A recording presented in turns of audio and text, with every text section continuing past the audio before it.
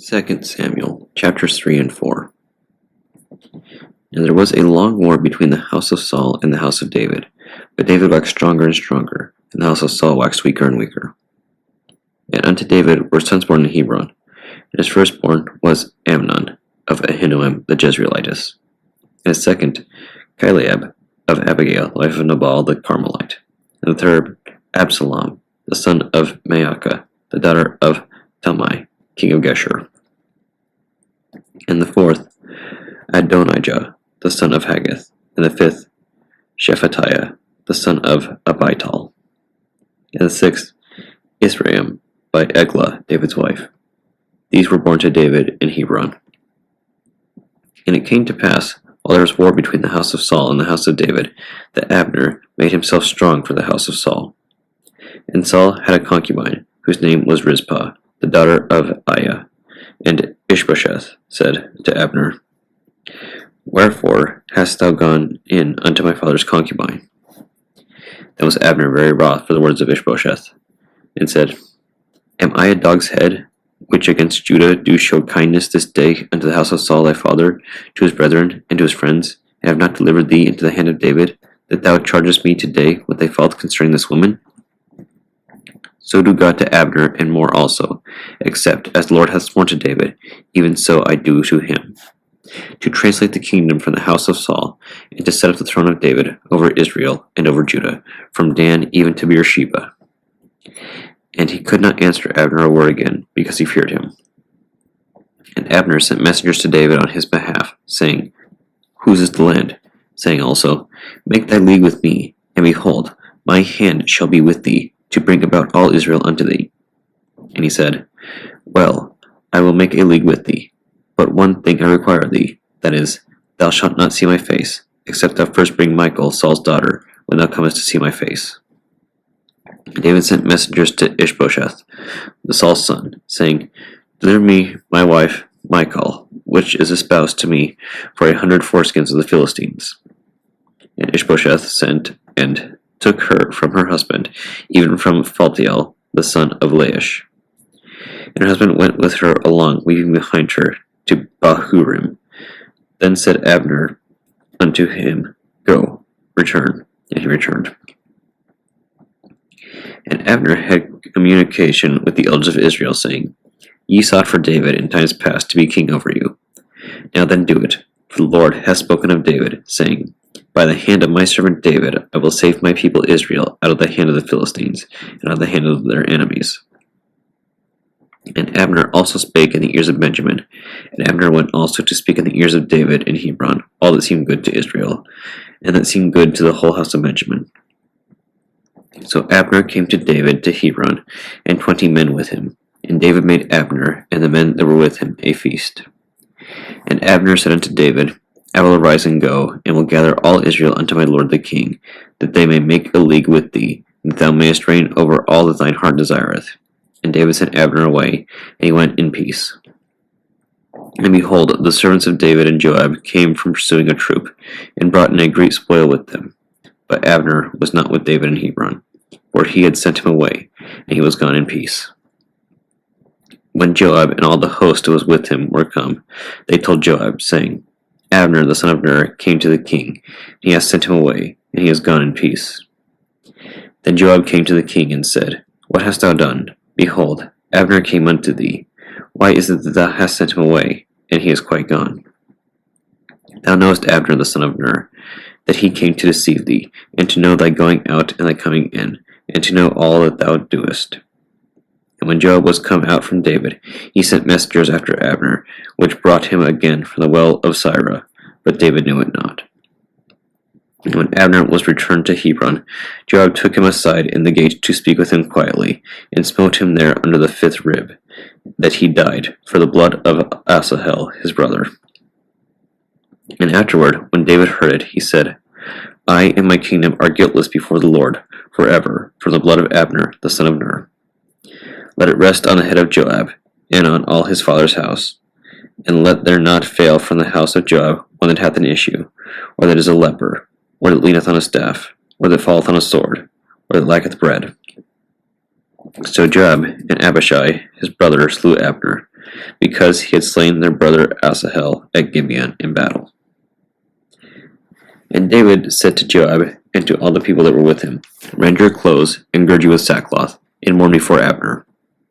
And King David himself followed the bier. And they buried Abner in Hebron, and the king lifted up his voice and wept at the grave of Abner, and all the people wept. And the king lamented over Abner, and said, Died Abner as a fool dieth? Thy hands were not bound, nor thy feet put into fetters.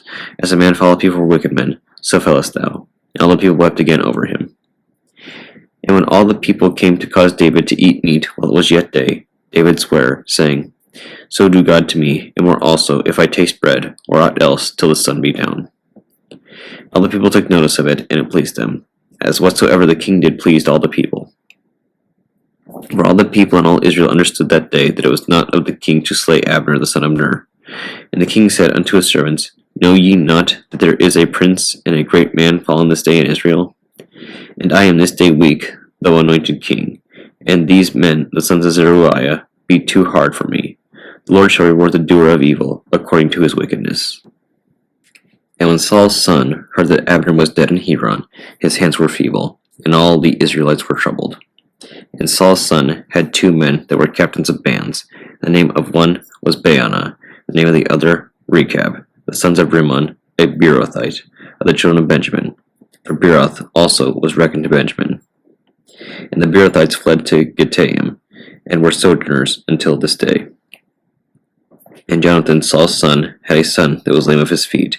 He was 5 years old when the tidings came of Saul and Jonathan out of Jezreel. And his nurse took him up and fled.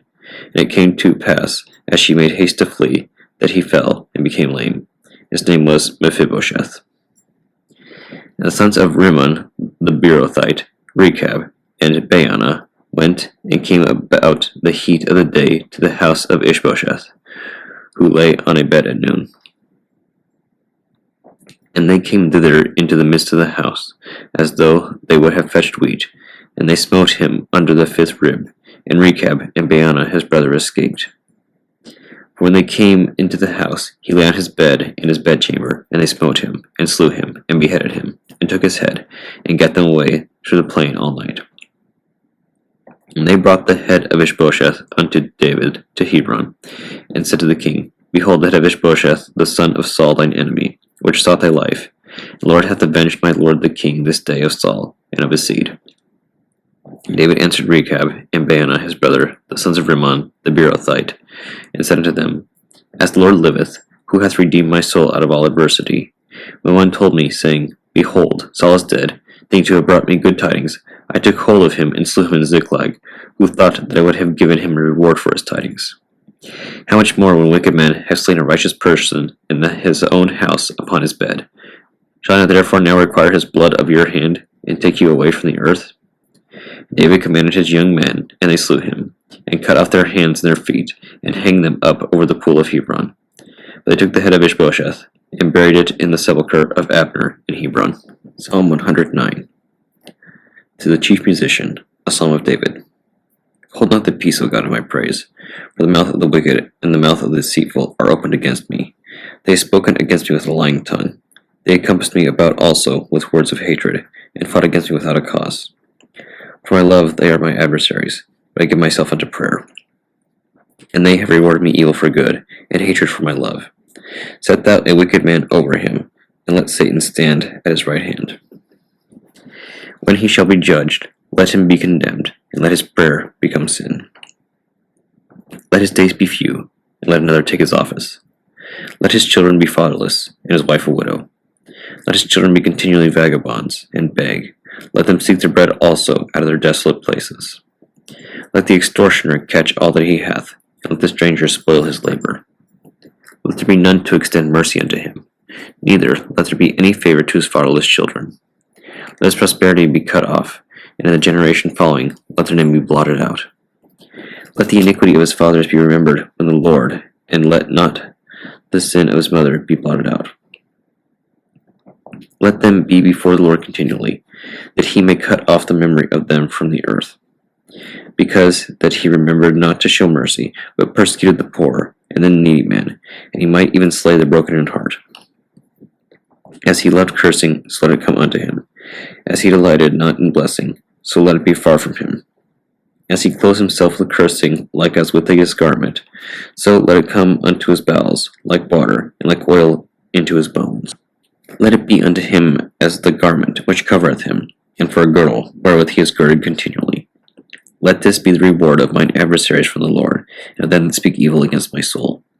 But do thou for me, O God the Lord, for thy name's sake, because thy mercy is good, deliver thou me. For I am poor and needy, and my heart is wounded within me. I am gone like the shadow when it declineth. I am tossed up and down as the locust.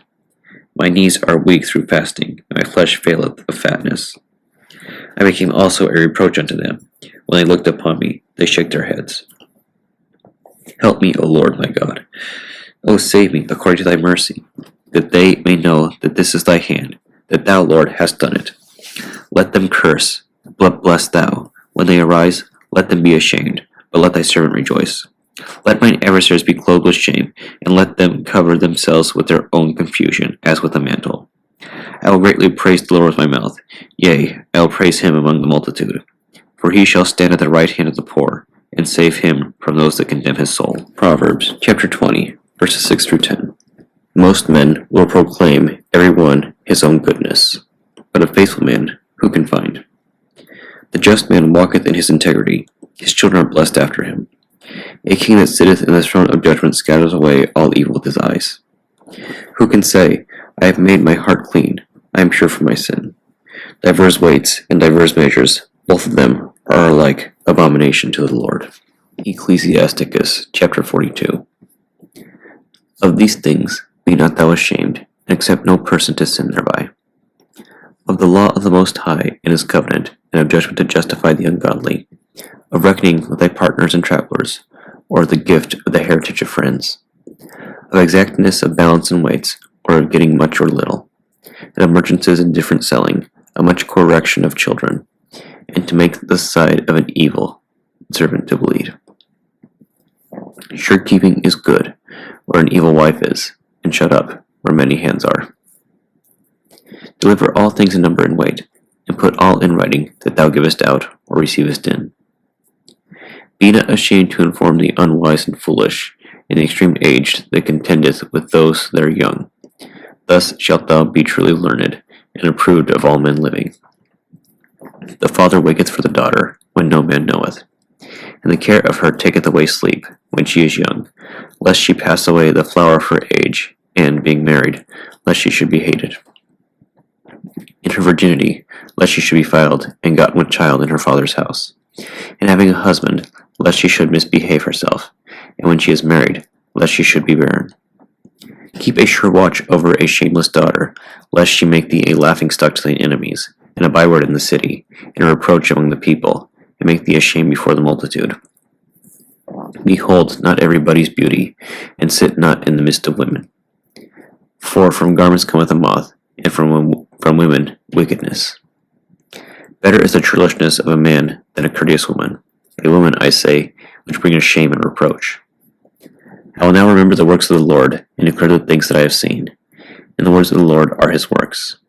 The sun that giveth light looketh upon all things, and the work thereof is full of the glory of the Lord. The Lord hath not given power to the saints to declare all his marvelous works, which the Almighty Lord firmly settled, that whatsoever is might be established for his glory. He seeketh out the deep and the heart, and considereth their crafty devices. For the Lord knoweth all that may be known, and he beholdeth the signs of the world. He declares the things that are past, and for to come, and revealeth the steps of hidden things. No thought escapeth him, neither any word is hidden from him. He hath garnished the excellent works of his wisdom, and he is from everlasting to everlasting. Unto him may nothing be added, neither can he be diminished, and he hath no need of any counselor. Oh, how desirable are all his works, and that a man may see even to a spark. All these things live and remain forever for all uses, and they are all obedient. All things are double, one against another, and he hath made nothing imperfect. One thing established the good of another, and who shall be filled with beholding his glory?